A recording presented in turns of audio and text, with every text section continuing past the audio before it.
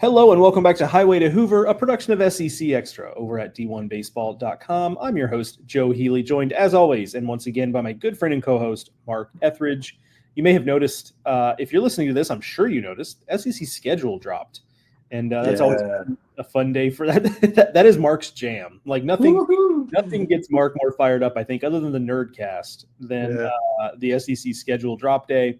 And it's just exciting all around because you start to get to dream on where you're going to go and what you're going to see and who's got the toughest schedule and the softest schedule. And like that's all part of it. So we're going to do a little bit of a deep dive today. Should be a lot of fun. We're going to talk about some big picture stuff. We're going to get into the nitty gritty of the schedules a little bit.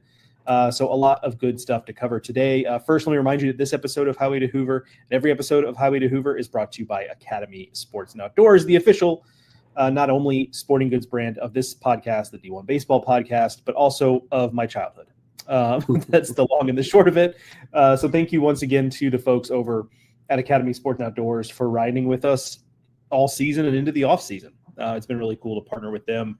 Have very much enjoyed that. Mark, congratulations on the schedule dropping. I know that's a big deal. It is. It is one of the best days. You know, it's funny. My wife comes in and she had to work late that night. So she comes in and said, I'm sorry I had to work late, so we didn't get to hang out. And I'm like, this SEC baseball schedule dropped tonight. I didn't even know you were gone. Yeah. And then I had to backtrack a little bit. I really missed you, dear, but I had something to keep me occupied while you weren't here. Yeah, you would have been driven up the wall had it not been for the schedule release. Thank goodness. Yeah. Good for you, man. Yeah, it's really cool to go through it and kind of think about, all right, it's 10 weeks and you're going to go through and you're going to look at what each week looks like, home and away. And then when you look at the totality of it, you're trying to figure out, okay, here's who you played at home, here's who you played away, and here's who you missed completely. And I think that's part of the discussion we're going to have tonight, because I think when you look at the conferences are so big, you've got these unbalanced schedules. Who you miss can matter as much as the 10-week gauntlet that you play. And I think that's what we're going to get into as we talk through this tonight. Yeah, 100%. I mean, it's not quite as stark a difference as it is. And, famously, the ACC dealt with this last year where Georgia Tech wins the league and they were a good team, but I don't know that anyone really looked at them as yes, they won the ACC title by definition, but I don't know that anyone looked at them as actually the best team in that league. And the SEC, just because it is so tough from 1 to, let's just call it 14 every year, typically, it tends to even out a little bit, but you're right. I mean, it is such a huge factor in all of this is who you play where and when and who you don't play. And I guess that kind of leads me to we're going to talk some philosophical questions, I think, before we get into the actual nitty gritty of the schedule. And I guess the first one is how do you even define a tougher versus softer schedule? And I know people at home are saying it's who you play, dummy. No, I get it. But I mean, what would you rather, right? Is it okay, you want all the lesser teams, if you will, on the road because you feel confident you can handle those series, right? Like you can actually go on the road and get a result there. Or do you want the opposite where it's hey, we can get greedy at home against teams 15 and 16 or what have you and get those sweeps? So I can see it either way. I don't actually know that I have I guess if you held a gun to my head, and please don't, but I guess if you held a gun to my head, I would want the softer teams on the road because I just like to rack up series wins, I think. Yeah. But I don't know. So I'm kind of curious if you have a harder stance on that than I do, but I'm just curious. Yeah, it's a great philosophical debate here. I do feel like that when you look at the two different, I guess, stances on here, would you rather have last year, because we don't know what this year is going to look like, but last year, would you rather have had both Missouri and South Carolina, who were 15 and 16, at home and feel like you could really sweep those and they're 6-0 there, and then you play the rest of your schedule? Or would you rather have those teams on the road, knowing that you might lose a game on the road? You might not, but you could. I mean, especially with South Carolina. And maybe you go 1-5 in that, right? But then, you've got all these harder games at home where it's more likely that you lose. You're playing LSU and you're playing Texas and you're playing Arkansas and the teams at the top of the sport. They're going to be a problem anywhere you play them, right? Home, away, parking lot, neutral site, whatever. They're a problem. So maybe the way I would side for it is the teams that are predicted to be at the bottom of your standings, whoever they are, you want them at home so you can hope to be 6-0, or if it's 3 teams 9-0, whatever that happens, or 8-1, whatever that happens to be, and then you play the schedule from there. Yeah, you might get swept on the road, you might get swept, anywhere, but at least you've got that. You feel confident, you hope, or confident about being able to handle it at home. And I do think that, we're going to look at the schedule here, and you look at the home versus road splits. And granted, we don't know. We assume Missouri and South Carolina are going to be improved off of last year, especially South Carolina. But I'm not sure if they're still going to be at the in that middle range where they're contending for a regional berth. Maybe they are. Maybe they'll surprise us. But the point is, you want to take your chances with what you know, and I would probably rather have them at home and or at least have them on the schedule versus playing someone else. And I think that's kind of what we're gonna go through as we look at the toughest schedules. We look at what we call the quote easiest schedules. We look at who's got the best home, best away, or worst away, worst home. There's a lot of avenues we can take here, and I do feel like that this is the fun part of this. And there's a lot of negatives with a conference this big. You don't get to play everybody. You don't really have a true regular season champion. But when the schedule comes out, it's kind of fun to slice and dice and kind of figure out who made out like bandits, and who, I did air quotes for those listening, and those who, really it looks like the schedule makers did not give you any favors here. So that's, to me, that's part of the fun of the schedule release. And then, as we take it a step further, because the easiest schedule on here is hard, okay, compared to some of the schedules that others will play. Okay. So then how do you supplement your non-conference schedule with what the SEC's given you in conference? And I feel like, we saw a few schedules released, and maybe that's another show, but going through and figuring out, how do you build your non-conference schedule when you're going to get, 10 weeks of potential losses. You could be 0-30 if you aren't on your game. So I think that's a really fascinating part of this whole discussion. Yeah, I'm with you. And I have to admit that I think the way I view this is maybe not incorrect, but is a little bit outdated. And I kind of pride myself on being kind of unsentimental about the schedule. And by that, I mean,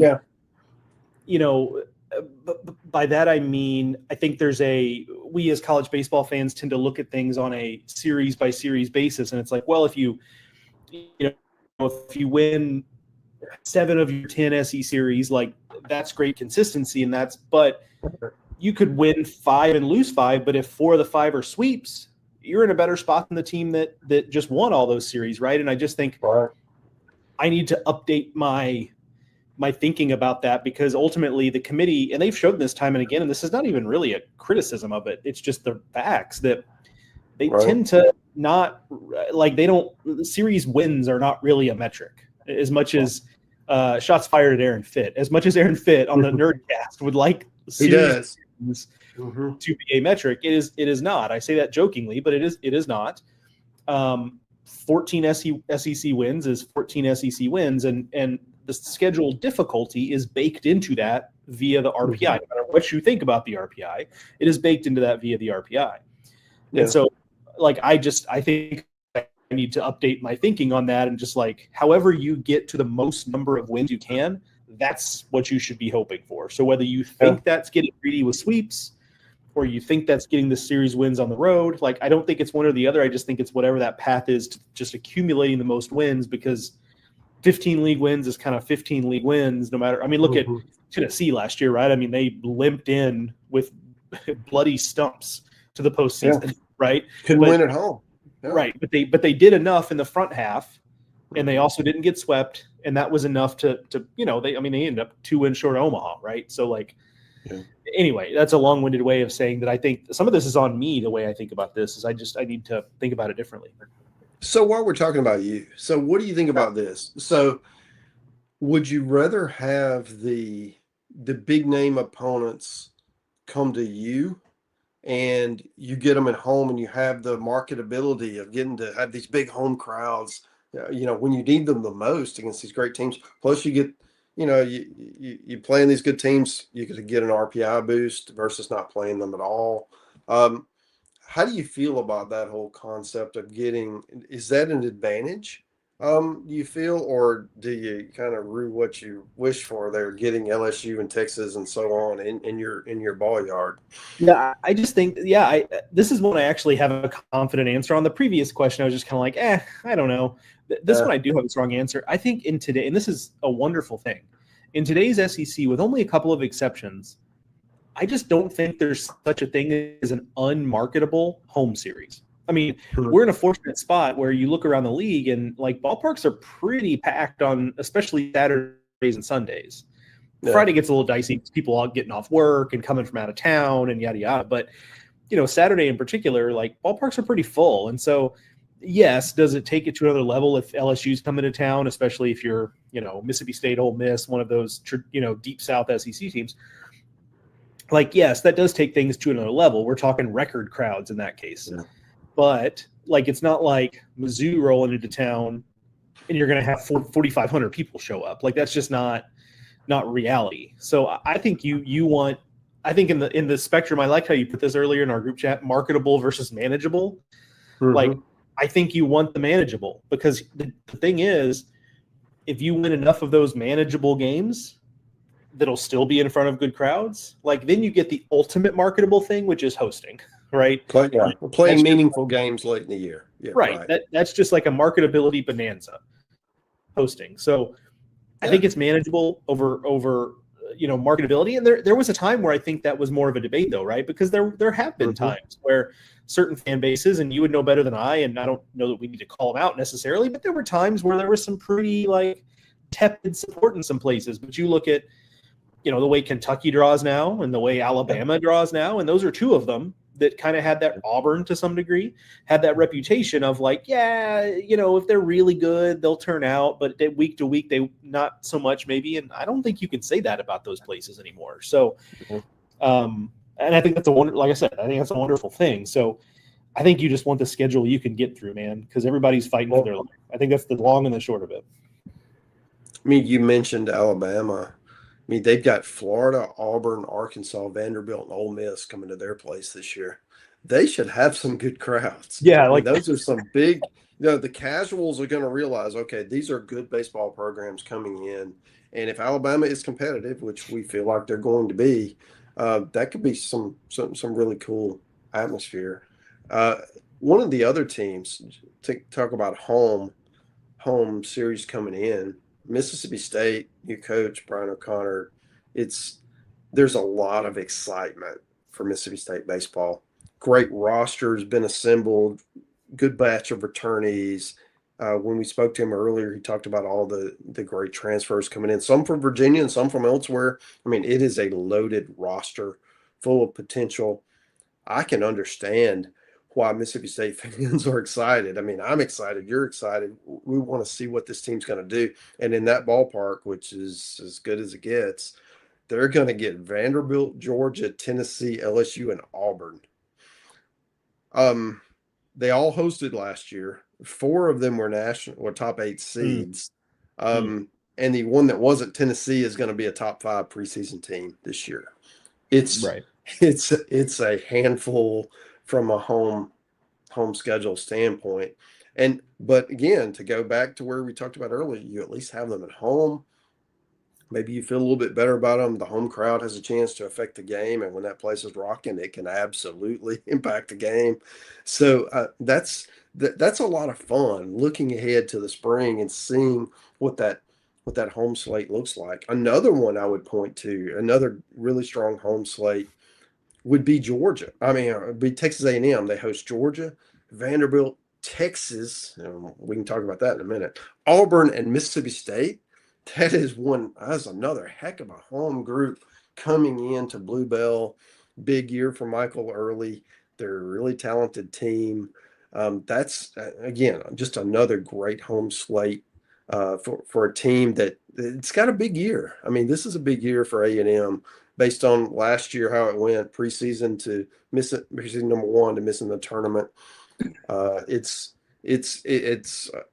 I would rather play those top teams at home, especially teams like Texas and Georgia and Auburn that are going to be preseason top 10 kind of teams. Mississippi State we talked about, but it's still, I mean, you still got to play them, you still got to beat them, and that's going to be quite the challenge. We talked about this before we went on the air, but I was talking to a couple of SEC assistant coaches the other day, and they made the comment that they're really high on Mississippi State, and understandably so. And their point was, you took the best players from a team in Mississippi State that got to a regional final that went 15-15 in the SEC, and the best players from a Virginia team that everyone thought should have gone to Omaha, and you mushed them all together on one roster. With one of the best coaches in the sport. Yeah. Right, with a guy who's been to Omaha a billion times and won a national title. So, minus Henry Ford, I guess. Like, he goes to Tennessee. That's maybe the one outlier there, but it's a good point. Like, they just took two rosters and just took all the best guys and put them on one. One other thing before we move off the home schedules. Georgia, I was looking at them.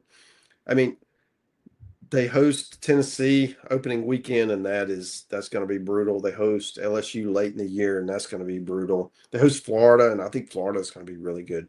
But they also host Missouri, and they also host South Carolina. And that's the only team that gets both those teams that finished 15-16 last year at home, which goes back to what we were talking about. You want manageable where you can. Not sure it's manageable with the other three because they could certainly beat you anywhere they play you. But you gotta like your chances compared to the rest of the league to get those 6 games with Mizzou and South Carolina at home. Yeah. Real quick, and I think this is where we were going to go next, regardless. But I think it's a good segue anyway. Is there such a thing as a easier schedule? Were you able to find what we would call a softer schedule? I really tried to look, and as part of the preseason preview, we go through and do this schedule analysis where we go in and look at RPI and DSR and last year's records and all of that. And we crunch the numbers, and I put a weight on it. But looking back, the most accurate way to look at it is look at this next year now. Next year's preseason prognostications, the predictions 1 through 16, and you use that to factor in as well. And granted, that's not going to be super accurate because teams that we pick 14th are going to finish 8th and so on. But I do feel like there's so much churn year over year that you can't use last year's numbers to really look at it. So we need to go through the fall. We need to understand who's really playing well, who's stepping up into where we thought was a hole, and now it's not a hole. Maybe it's a strength. Those kinds of things, and then make that determination heading into the spring. And even then, it's kind of a swag because I do feel like that because this league, unless you have just an obvious team that you feel like is going to be 15-16, and maybe Missouri is that. I'm not sure South Carolina is. I think we need to see that. But it's really hard to go through it. But what you can do is you feel like who's going to be 1, 2, 3, 4, 5 in that tier. And if you miss those teams, right, and you play 6 through 16, then you do feel like you have an easier schedule than somebody who has to load up and play all of those 5, right? And I think you know where I'm going with that reference, because there was one team schedule who made out a little bit better than some of their peers. Well, lead us there because I'm preparing. Lead it. Go ahead and lead us there. It's Arkansas, because Arkansas. Let me tell you who Arkansas misses. Okay, they do not play LSU, they do not play Tennessee, they do not play Texas, they do not play A&M, and they do not play Vanderbilt. Certainly, those first three I mentioned are going to be top 5 in the country in the preseason, and I feel like A&M, who was preseason number 1, and Vanderbilt, who was the number 1 overall seed, are both talented enough that they're going to be really challenging opponents. So Arkansas doesn't play any of those. So those are the 5 they missed. And certainly this is not a slight against Arkansas because they don't control the schedule. But they also get, if you're going to look at road schedules, they go to South Carolina and they go to Mizzou. Okay. That's the only team that gets to go to both those places. And maybe they're a lot better this year, but maybe they're not. So I do feel like that is, before I do all of this, post-fall analysis, they got the best draw out of the 16 teams heading into it, right? And I feel like Arkansas, they still have a pretty good home schedule. I mean, they got Mississippi State, Florida, Georgia, Ole Miss, and Oklahoma. I mean, that's still a pretty good deal to market to as you bring fans into the hog pen and what forth. But I feel like that Arkansas, compared to some of their peers, got an easier draw than others. Yeah, that is where I thought you were leading us, and I'm glad you did, because I was at Arkansas the other day, and I had for my fall report, which is out, by the way, if you're listening to this. Arkansas excellent job on that. I mean, hog fans need to gobble that up. There's a lot of detail in there. Yeah, no, I appreciate that. Like, it was it's fun day, fun to get back to the ballpark, in a real way. So, but I was talking to a staffer there, and I'll just leave it vague like that. And they made the point that their record is actually better since COVID. They just went back to COVID against the teams they missed than the teams they play. Which doesn't mean that they got a good or a bad draw, right? I mean, like, just because you play well against LSU or Tennessee does not mean you'd rather play them than team X or Y, right? Like, but their point is well taken. And I think the larger point is just like, to what you said, like, there's really not such a thing as an easy schedule, but I just thought it was notable that, like, and I have no reason to believe that's a good note. But, like, I mean, they swept Texas last year. I mean, that's a big part of it, and no one else swept Texas. So, I mean, kudos to Arkansas for kicking ass at home. But no one else was able to do that, and I wouldn't count on it going forward as a long-term strategy, being able to sweep Texas. But I do feel like that Arkansas, with who they've got at home, it's not an easy schedule at all. It's a gauntlet. And then the other teams they play on the road, I mean, they got to go to Auburn, they got to go to Alabama, they got to go to Kentucky, 3 teams that we're all pretty high on. And I do feel like South Carolina is going to be better this year. And then the question is Mizzou, and you're going to see them coming up, so you'll be able to give us a better idea of what year 3 under Kerrick Jackson looks like. Yeah, I'll see them this coming week. Looking forward to it. It's just like last year. It's like, okay, we're looking for some sort of improvement. Obviously, it did not come last year. No, will it this time? So we'll find out. I wanted to play a little game, Mark. I did not prep you on this, but I think that'll make it a little more fun. And I think you might see where this is going, but I think we can still have a little fun with it, where I'm going to give you a series. We'll riff on it for just a second. And then I will read you off another series, and you tell me if you want to stay with the series you have or hit, I guess. It's like a stay or hit thing on the second series. Which one would you rather go to? And we'll just kind of snake our way through, and we'll see what series is left standing at the end. How about that? Yeah, let's do it. All right. And we'll move pretty quickly because we don't want to get too bogged down. The first one is not going to be one that a lot of people have on their radars, but we're going to start with Texas A&M at Missouri. Which, of course, folks who were there was the series that really derailed everything for A&M last season. There's it was a season full of what ifs for A&M, but that one is the one where it's like, goodness gracious, like, how did that happen?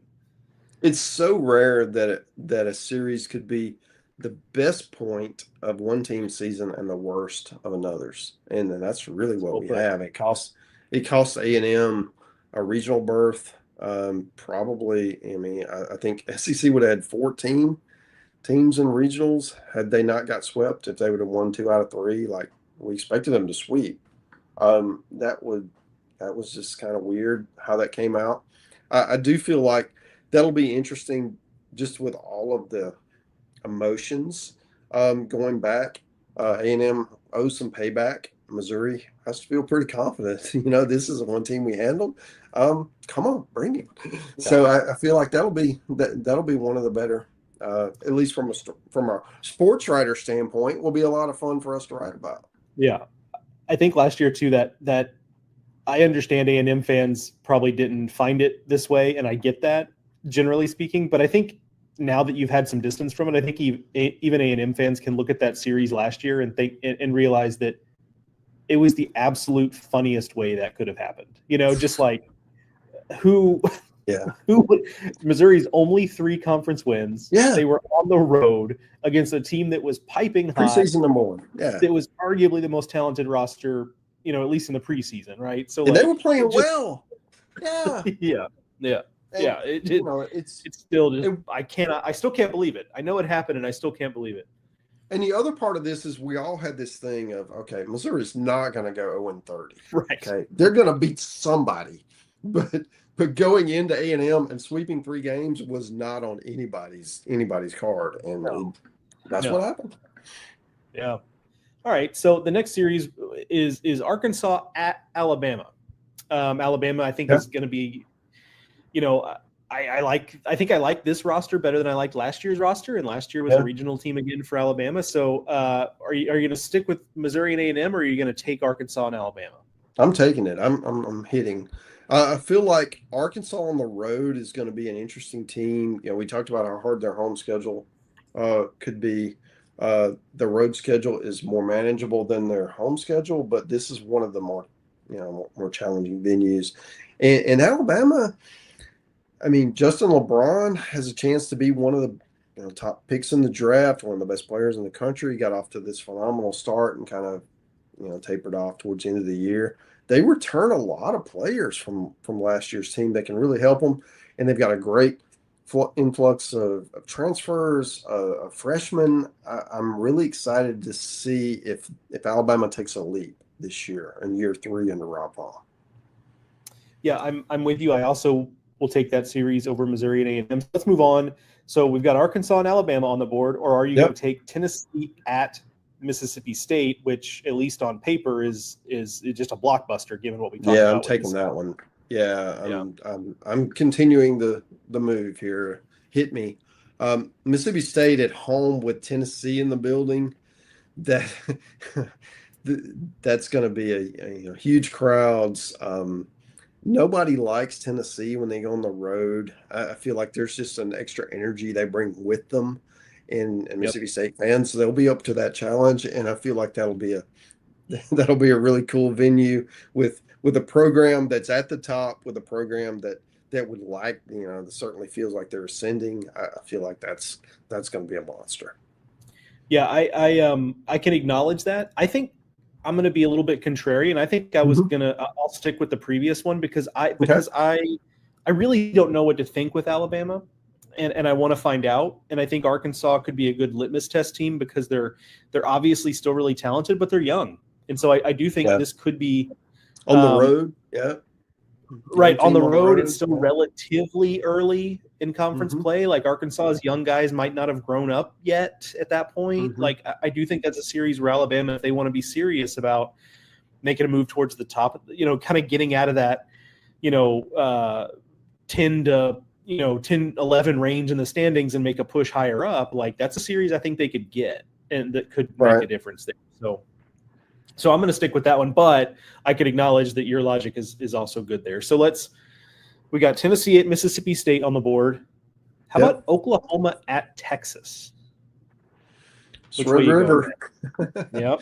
I'm fascinated, one, by Oklahoma because they brought in a ton of guys that I really like. I feel like that's going to be an interesting team because they've got enough positionally coming back, and they supplemented them with a lot of interesting newcomers.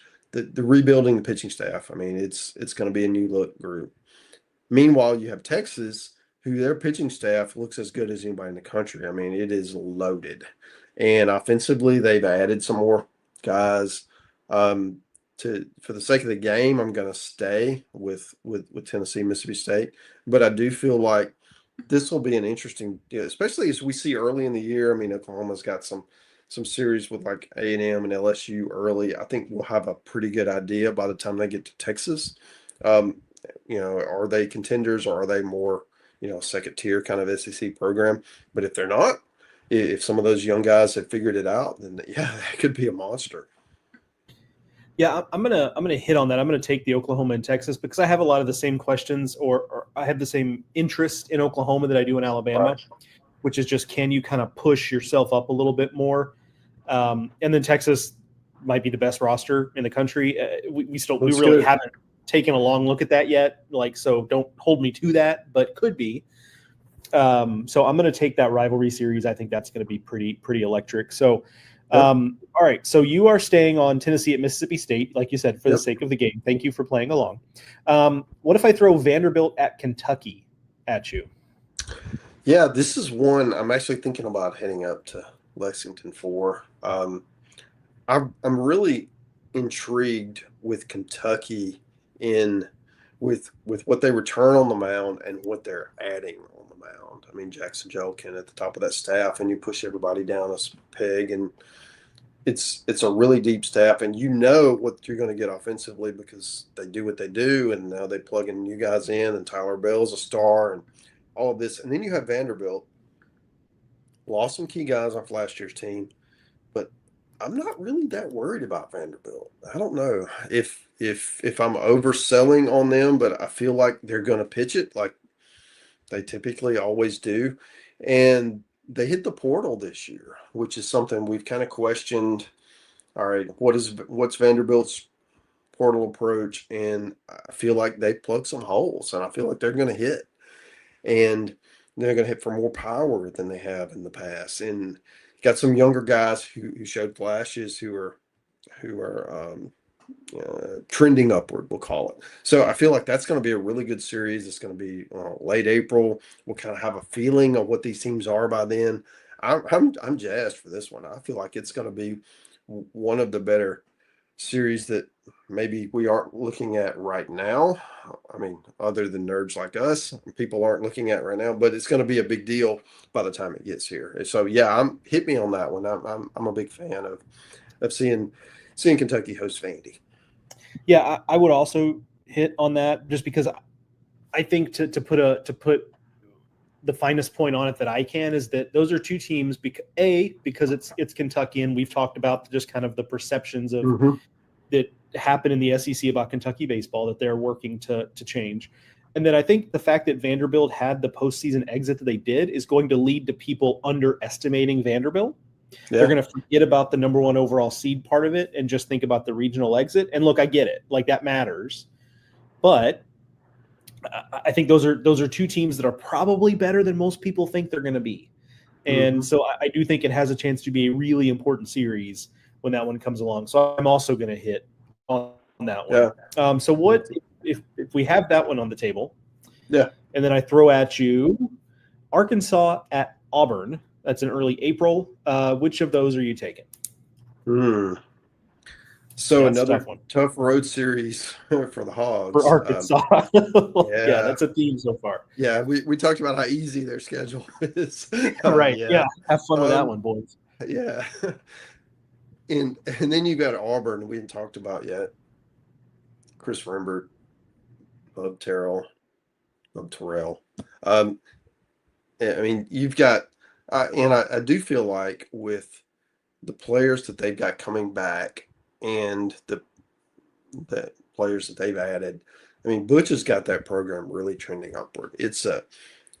I was there, you were there for regionals, I was there for super regionals. It was really just a charged atmosphere, and it's a place recruits want to go to, and you see that with people that they're bringing in.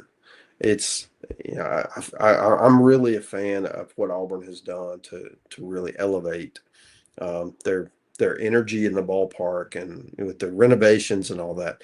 That's a tough place to play. Coastal handled it. Arkansas might. But I do feel like that's going to be one of those super atmospheres that these big series kind of late in the year that matters. Yeah, give me that one. I'll hit on that one. I think that's going to be a really fun one. Don't be surprised if I end up there. For the record, gosh, it's so hard to pass on an Auburn home series for the reasons you suggested. But I would stick with Vanderbilt at Kentucky. But again, I see your point there. So what if I throw? So you're sitting on Arkansas at Auburn. What if I throw Tennessee at Georgia with you? Now that is a SEC opening weekend series. So there's a little bit of extra juice in that one. I feel like again, Tennessee at Georgia, and that's one I'm actually looking at going to as well. I really like the whole idea of feeding the trees with Georgia and Tennessee, two of the best power rating programs in the country, and they're there. They each have a lot of newcomers, and we'll just say they lost a lot of their production from last year, so it'll be new teams, and early in the year that makes it really interesting. So I think for me that's probably more intriguing, just to see early in the year. Not that they won't play challenging non-conference schedules. I know Tennessee's going to Arlington, and Georgia I'm sure will play somebody good too, but it's when you really start SEC play, it's just different. And I feel like opening SEC weekend, that could be a supercharged atmosphere at Foley Field. I'm going to take that one. You're kind of tempting me with each stair step here, but give me Georgia, Tennessee. It might be 10-8, 3 games, but I feel like that'll be a lot of fun. All right, so let's see if I can tempt you with a little bit of the opposite there. Okay. How about Georgia at Arkansas? Georgia. So you're debating, just for our listeners, you're debating Tennessee at Georgia or Georgia at Arkansas. Yeah. So Georgia at Arkansas, I think getting to experience the Arkansas home games, that's a huge plus. Being able to be in that packed ballpark for one of their bigger series of the year. I think they host Florida. They also host Georgia and Mississippi State, but that's the biggest they're going to get. That place will be rocking. Georgia on the road has traditionally, at least the last couple of years, they haven't been as good as they have been at home. I probably stick with Georgia, Tennessee, just from a fan standpoint. If I'm just sitting here being Mark the fan without the D1 hat, that would probably be the play. But yeah, I hate to turn down a trip to Fayetteville, but yeah, it's I'd probably stick with what I got. Yeah, I'll go with the trip to Fayetteville there for a couple of reasons. One is that Georgia is also low key one of those teams that riles fan bases up a little bit. Yeah, good point.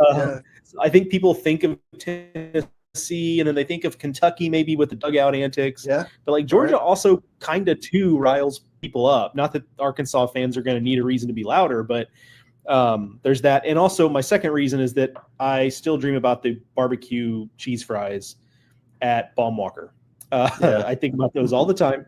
And I very much am looking forward to being reunited with them. They are not good for my waistline or my cholesterol, but they were extremely tasty. All right. So we are, let's say you took Tennessee, Georgia. So let's say Tennessee, Georgia, we're going to put that up against, I think you're going this way, Texas at Auburn. Woo. Yeah, that's a banger. That's a fun one. That's early too, and it's it is March, second weekend. Yep. Yeah. I think Texas's pitching staff going in to face Rembert, Terrell, and those guys. I mean, that's hard to pass up.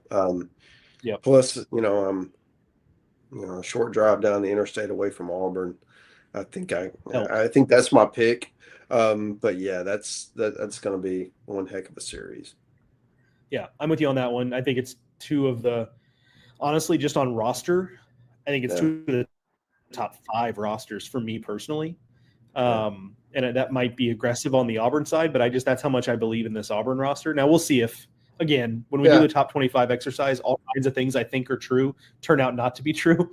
But that's kind of how I feel. I think it could be 2 top 5 teams. Well, I mean, we could enter the fall feeling that way, and we could exit the fall, and somebody else could take their place. But I do feel like, Auburn, with what they did last year, with what they added, that's going to be a team with a lot of expectations to do well. And Texas, we've already put the label on them. They may be the most talented team in the country. So, you don't have to go a whole lot farther than that. Right, 100%. All right, so we've got Texas at Auburn on the board, and now I'm going to throw at you LSU at Georgia. That one is late. It's in May. And obviously, there's a lot of commonality between those two programs, and I think that's part of what makes it interesting. Yeah, you've got assistants who have kind of moved back and forth between those two programs. It's also everybody gets up for LSU, and Georgia certainly will. And then you got Georgia playing really good at home against an LSU program. I don't have to explain what they're about. That could be really, really fun. I mean, that's one of the better. You look at it through, kind of an objective lens here. That's one of the better matchups that we're going to see all year. I'll take that one. I feel like that's if you're going to match them up 1 through 10. Just from a baseball standpoint, I think it matches up pretty well. But then when you add the intangibles and all the personalities involved, I think that could be pretty juicy. All right, so you're going to hold there, or are you going to hit on what I am now just deciding I'm going to refer to as the Iron Diamond instead of the Iron Bowl, Auburn at Alabama? Yeah, I mean, two programs that are really feeling good about 2026 spring. Auburn made a super regional last year. They hosted it, got a lot of guys back, probably return as much as any team in the conference. And then you have an Alabama club that has been building. I think they've been stair-stepping, just getting a little bit better each year under Rob Vaughn. And this is a year that they've kind of pointed to because they've got some freshmen who can come in and make an impact with some additional, vets, who understand what SEC ball is about. I mean, that's going to be a really fun atmosphere. And that's another one I could, don't be surprised if you see a Dateline from Tuscaloosa that weekend with my name. I do feel like that's one of those that, in football and in basketball, we saw this year is just brutally, we'll just say hostile at times. I mean, there's a lot of vitriol. Baseball, it's not so much. The two coaches are two of the nicest guys in the game, and I think their teams kind of play that way. I feel like it's not as bitter, and as a result, that's from a human being standpoint, I'm really cool with. But maybe from a if I was a casual observer, I'd kind of want a little more bitterness in my rivalry. I don't. So I feel like that I'm going to hold on that one and stick with LSU and Georgia, who has a little more, a little more vim and vigor. No doubt. Okay. Well, this will be interesting then. So are you going to stick with LSU at Georgia, or can I interest you in South Carolina at LSU, which of course is Paul Mainieri's return to the box? Yeah, the Mainieri Bowl. That will be interesting because, he was, the way that things ended for Paul at LSU, and certainly it wasn't as good at the end as it was at his peak, and it never is, right? So, rarely. So I do feel like he understands that program as well as anyone.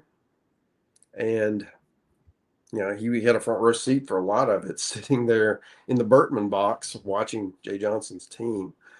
So I do feel like that if anyone is prepared to go into LSU and have success as an underdog, it's Paul Mainieri.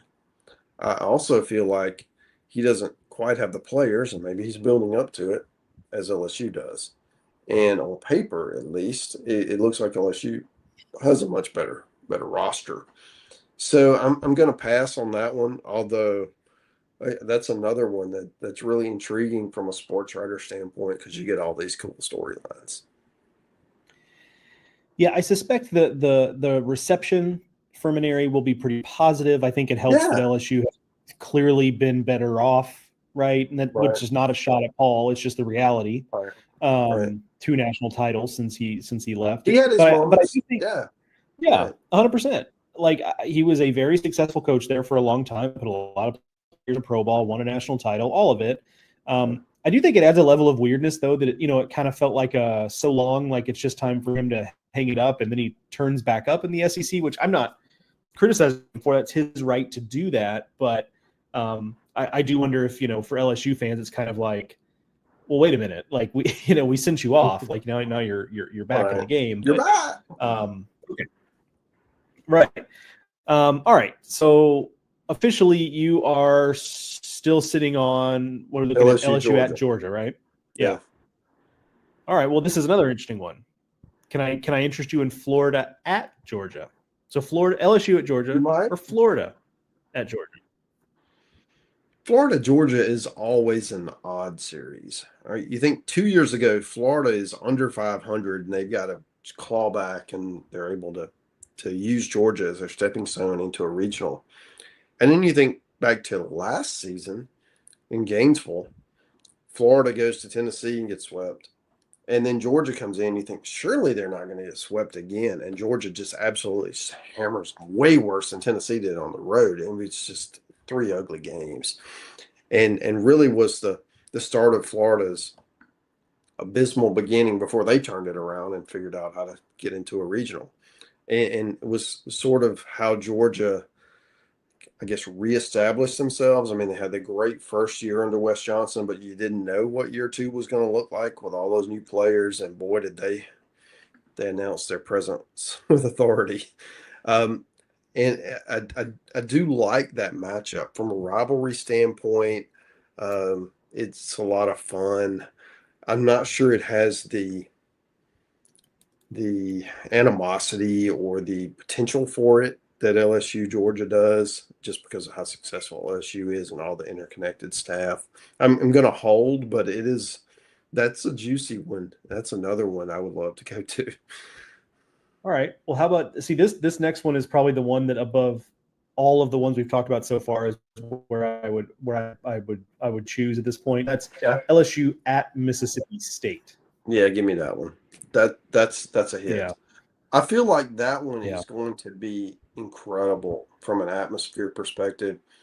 I think that Starkville, Mississippi, that weekend is going to be absolutely lit, with LSU bringing all of the fans that they typically bring, coming in, trying to get into that ballpark.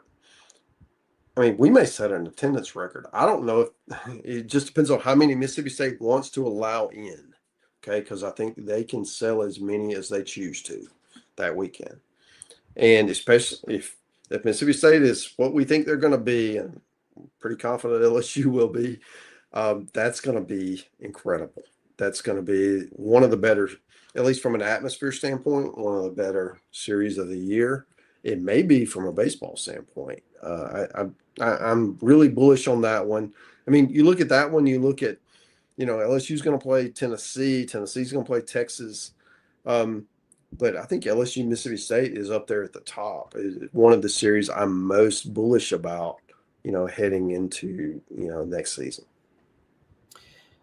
Yeah, if you're planning on, side note, if you're planning on going to that series, LSU Mississippi State, and you want to eat at Restaurant Tyler, you need to put in your reservation like now, probably. Yeah. Or if you want to go to Two Brothers, just go line up outside right now. That's pretty much what it's going to be that weekend. So we're both on that series. Yeah. What about Florida at LSU? That is a late series in May. It's the final weekend, isn't it? I do feel like that, May 14th through 16th. Yeah. Another one. Don't surprise if you see a D1 cap in the press box there.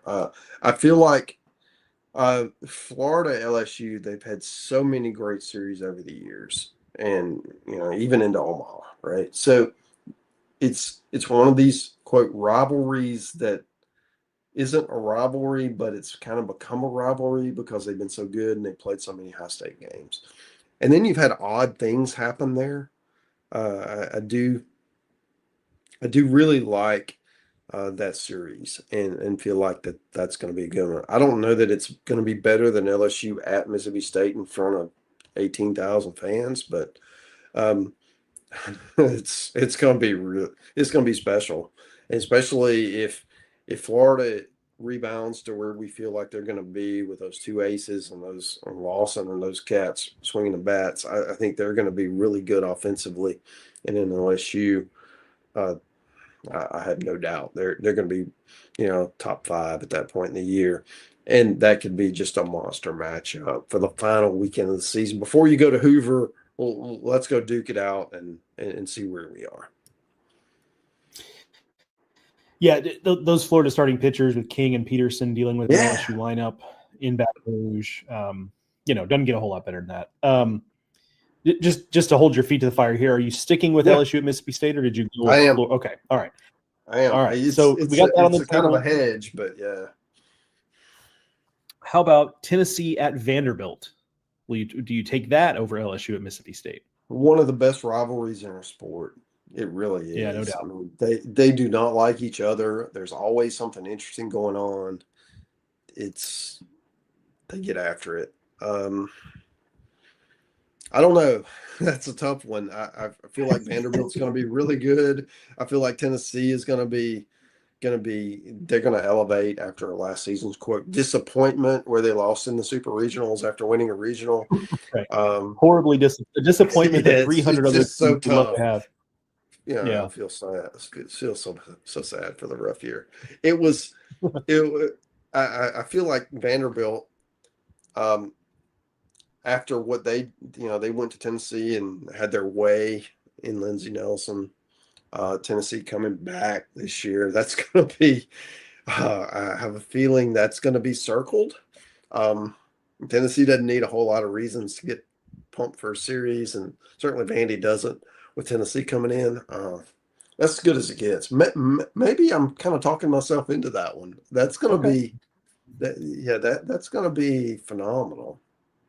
Yeah, hit me on that. I'll join you on that one. Let's compare it to. This is fun how this worked out because another rivalry, Mississippi State at Ole Miss. Yeah. If Tennessee and Vandy isn't the best rivalry in our sport, Mississippi State Ole Miss is. I feel like, I've been there, seen them play many times, and it's good when the teams are bad, and this year they're going to be good. And I just feel like that with Ole Miss, with what they were able to, elevate the program last year after a couple of rough seasons, they were right back hosting a regional. And if Murray State doesn't do Murray State things, they're in a super regional and perhaps an Omaha, right? So I feel like that they're, that's a good program. Mississippi State, obviously, we talked about them already, what they're going to do. That's going to be a monster. I like that rivalry series a lot. You won't ever talk me out of attending that series. Maybe I'm prisoner in the moment here, but I think I'm going with this one again. Hit me again. Mississippi State, Ole Miss. Let's do it, because I think, and the tiebreaker for me is just going back over the years. Tennessee Vanderbilt has been a big deal for, 5 to 10 years. Certainly under Tony, when it was Tony and Corbin.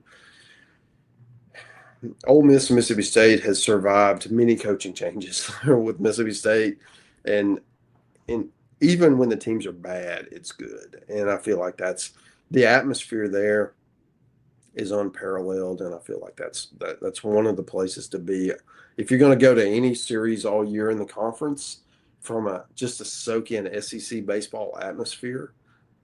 Mississippi State Ole Miss is tough to beat.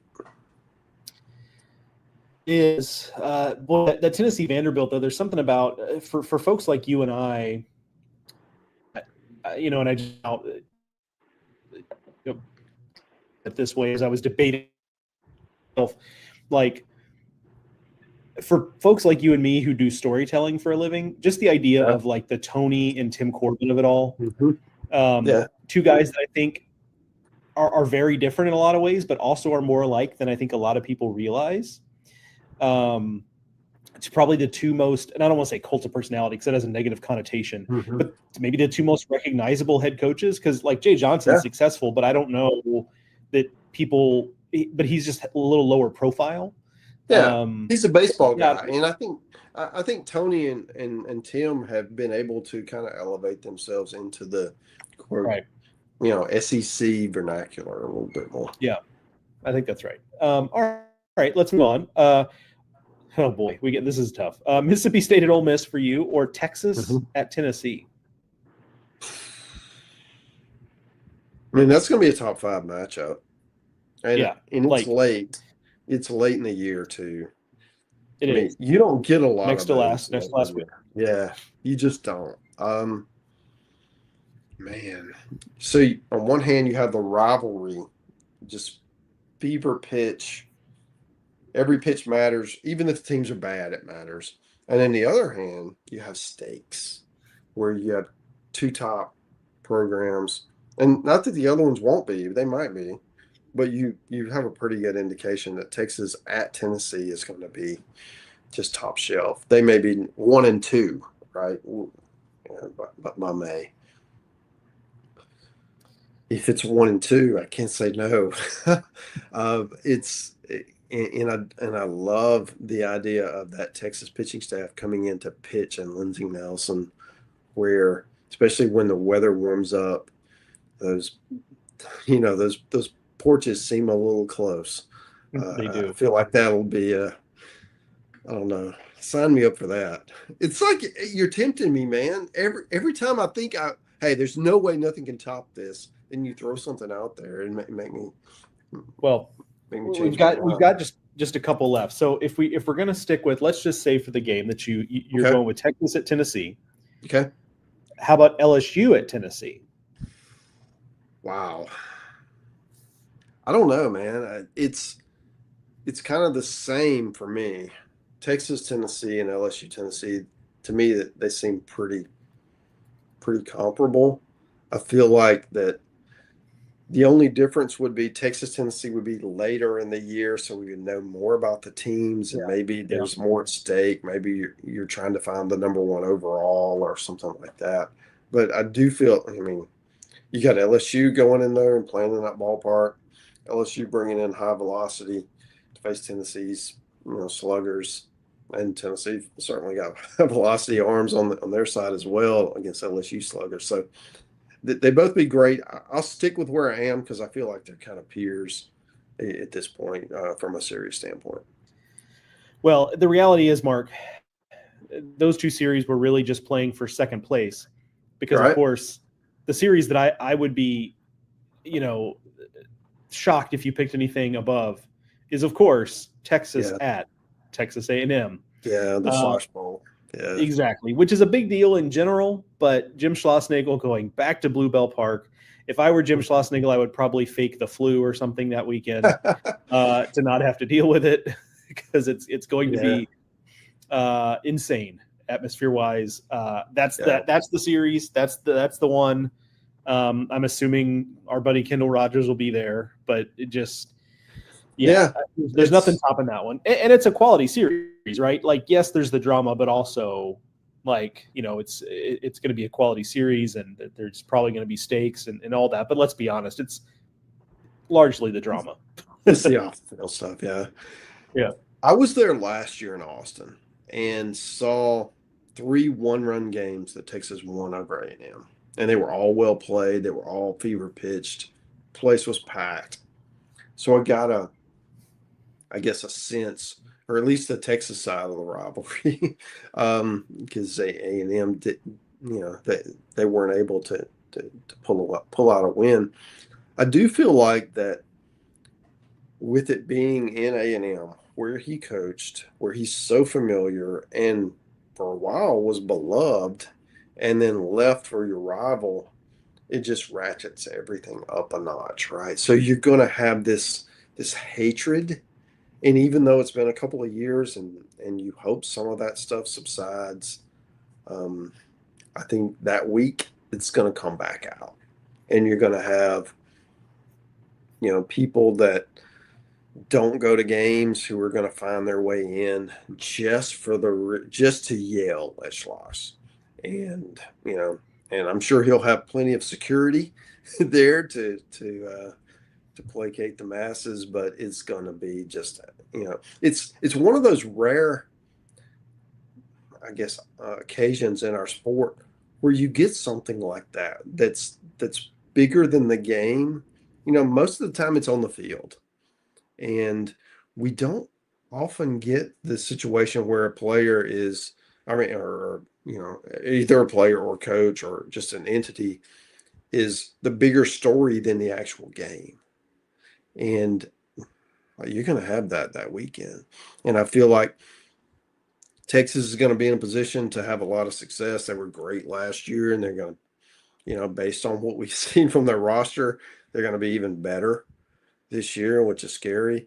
A&M, who was supposed to be great last year, I'm sure Michael Early learned a lot from his maiden voyage as SEC head coach. I expect A&M to be a handful, especially at home, especially in the game where a lot of the players are playing their former coach and coaching staff.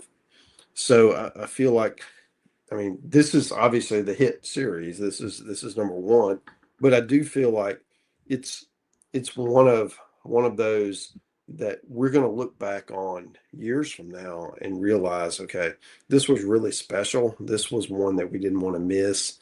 And either if you can't be there, you at least want to be tuned in watching it, because it's just one of those things that shapes our sport, because it's bigger than what's on, inside the lines. There's so much going on outside. Yeah, it has a chance to, during the regular season, there are SEC Network series, but that's going to be a big ESPN series. You would think so, yeah. Yeah, and it helps that it comes in mid-April, so basketball is over. So it's out of the, I would have been really bummed if this series was kind of in late March or mid to late March when you still got, right.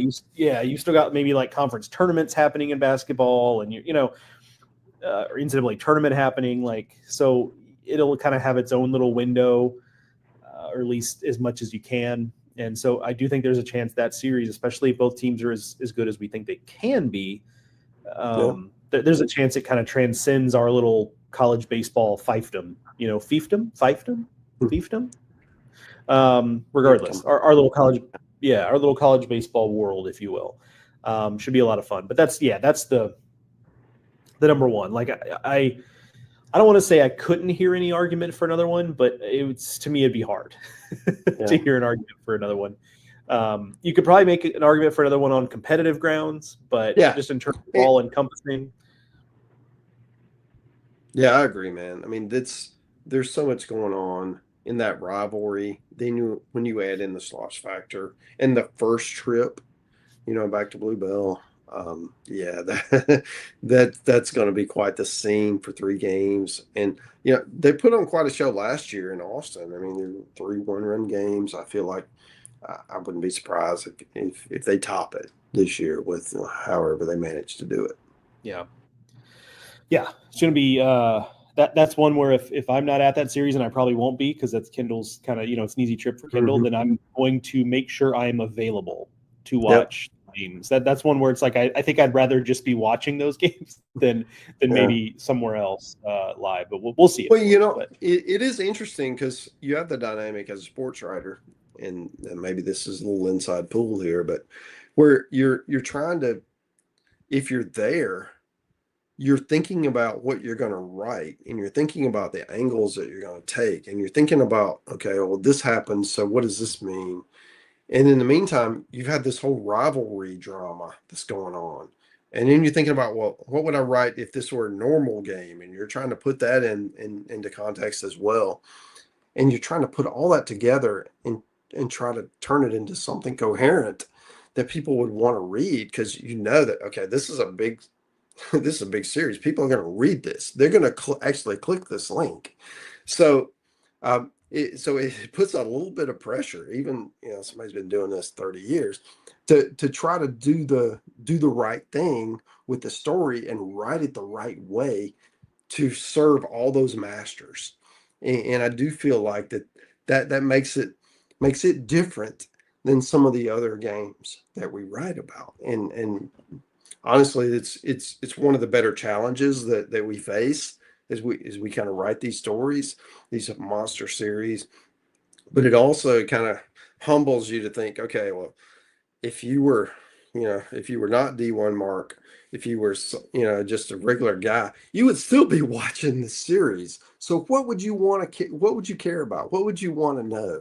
And I feel like that's something I try to, we all should try to figure out as we try to, deliver the story to the masses. Yeah, that's well put. I think that's a good note to end on, because I think that's true of so many of these series that they're just so big, and you just try to, wrap your arms around them and do the best you can. But this has been a fun exercise, fun to kind of go through it. Yeah. I mean, the fact that we just ran through 20 series, all of which sound great, frankly, there's just more than we're going to be able to have our eyeballs on at any given time. And that's the way we like it. So good stuff there, Mark. Excited about the season. A couple programming notes. I've got an episode still in the can with Patrick Ebert, our Midwestern correspondent. There were some SEC players in the Northwoods League this summer that had breakout summers, including Ethan Surowiec, who's playing at Florida, who I think is potentially a name that you ought to know. So we talk about him and many more on that episode. That is coming next week as you listen to this. Mark and I will probably do an episode here soon. I've seen Arkansas. We'll see Missouri. We'll do like a little bit of a fall episode where we talk about those teams. We'll also kind of preview, Mark and I have kind of firmed up our travel schedules for the fall, so we'll talk a little bit about that. So we'll have that episode coming. I've also got an episode with Nathan Wooldridge, who a name you probably don't know, but he has a fancy title. I forget what it is exactly. VP of something for Peak Events. That's the group that puts on the tournament in Round Rock and Frisco and Vegas and Jacksonville that have SEC teams every year. I'm going to talk to him about not only the events in 2026, which they've got 4 good ones again, but also just kind of what goes into putting on events like those that we don't think about. I think that'll be an interesting interview. So I've got that coming up as well. There may be, part of the reason I bring this up is going out of the country on a vacation with some family. So there may be a week we skip. Once I know for sure, I'll let y'all know. Mark and I typically don't like to skip weeks. We like to keep it current, but that may just have to be the case while I'm down under, as they say. I'll be in Australia for a couple weeks. So I don't know that we'll need to skip a week, but I'll let y'all know once I kind of know the schedule for sure. So I hope not, but that may be. I just wanted to give you a heads up. So, all right, that is going to do it for this edition of Highway to Hoover, a production of SEC Extra over at D1Baseball.com. Thank you to Academy Sports and Outdoors for sponsoring this and every episode of the show. Thank you once again, as always, to Mark for joining me, and thank you to listeners for listening. We'll talk to y'all soon.